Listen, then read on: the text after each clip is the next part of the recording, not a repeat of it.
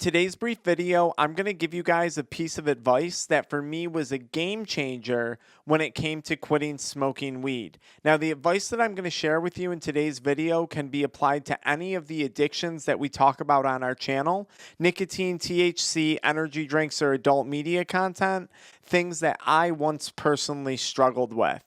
Now, if you're struggling to quit smoking weed, or any addiction for that matter, this advice, if you stick to it, could really change things for you. And it did for me. And this advice wasn't given to me by a therapist or a sponsor or anyone who had any experience with addiction. It was actually given to me by a business coach that I had hired to help with my chiropractic offices, which were struggling at the time.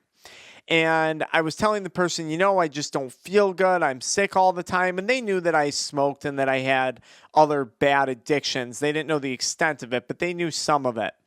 And they said real simple, real straightforward to me: Frank, stop doing things that make you feel bad. Focus on doing things that make you feel good. And this to me was kind of like a direct slap in the face. Here I am going through all this stuff, learning about addiction, all these different things, how I feel endlessly potentially trapped in this cycle for the rest of my life. And some of the best advice someone ever gave me was stop doing things that make you feel bad.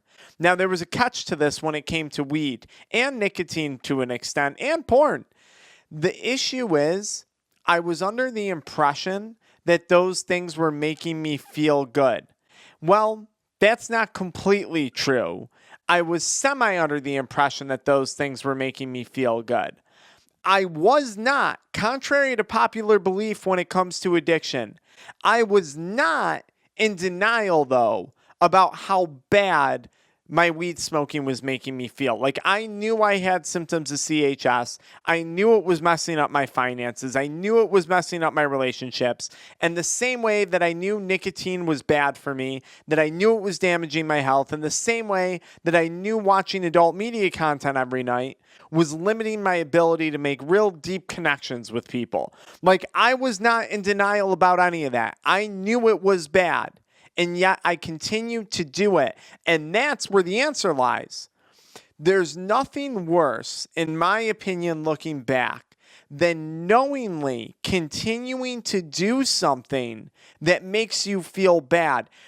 I would have been better off in denial. I would have been better off being aloof and blinded to the idea, in my opinion, that it made me feel bad. I would have been better living in denial. But I don't think many people who struggle with addiction do live in denial. We know that we're continuing to do something that makes us feel bad, and nothing makes us feel worse than knowingly continuing to take actions that tear us down, that hold us back. And the feeling that that creates is just so horrible. And when you're addicted, how does your brain cope with that feeling? It copes by reaching for more of the drug, by smoking more of the substance, because that's what your brain defaults to when it feels bad, or when it feels good, or when it feels happy, or when it feels sad, or when you're just plain out don't feel anything, right? Because if you're struggling with addiction, chances are you're doing it quite often. And that was one of my big realizations. So I said, okay, what things can I start to do that make me feel good? Well, I had some basic ideas. I can start eating better. I can start interacting. I like going on dates. I can start interacting again with women and trying to go on dates. I can start exercising again. And for me, exercise was very minimal because of the CHS. It consisted of basically swimming and walking on a treadmill. And it took a very long time until I could build up my exercise tolerance. What else made me feel good? Getting a good night's sleep. Now, here's the neat thing. I didn't really know a lot of stuff that made me feel good because I had spent so much time in these self-destructive behaviors. I really didn't know what feeling good actually felt like anymore. When you quit an addiction and when you commit to no longer partaking in activities that make you feel bad, when you make a commitment, you instantly start to feel better. Just by committing to no longer partaking in activities that make you feel bad, and by committing to doing things that make you feel good, you will instantly feel better just by the act of making a commitment and starting to see it through. Now, if you actually stay committed and you actually take the time to see it through, you give it a month, you give it 3 months, you give it a year, you give it 2 years, you give it 5 years, you're allowing yourself the space and the time to discover things that will actually make you feel good. Along my journey, I discovered YouTube. I discovered TikTok. I discovered addiction recovery coaching, which has now led to the discovery of a brand new career for myself. Okay?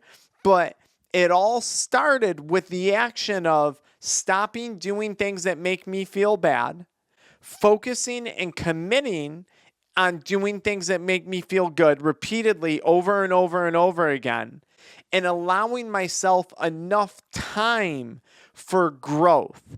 And I'll add this to it too. Once I made that commitment to doing things that made me feel good, I learned very quickly that those things were going to require effort. Because if you look at anything in life that makes you feel good, whether you've ever worked successfully in a career or studied really hard and got a good grade on an exam or really persisted in that relationship and finally nailed the date, chances are it took effort.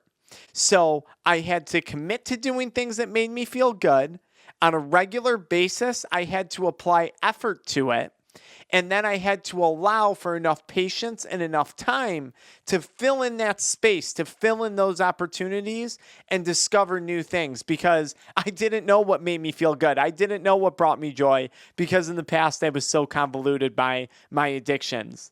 So if you want to save yourself a lot of suffering and a lot of time, in the comments below, write down, I commit to doing things that make me feel good, and I'm going to stop doing things that make me feel bad.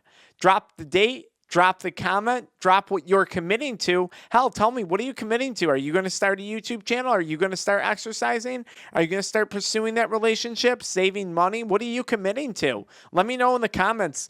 Put something down there. Let's help each other out. Let's hold each other accountable. But most of all, hold yourself accountable, because at the end of the day, addiction is between you and yourself.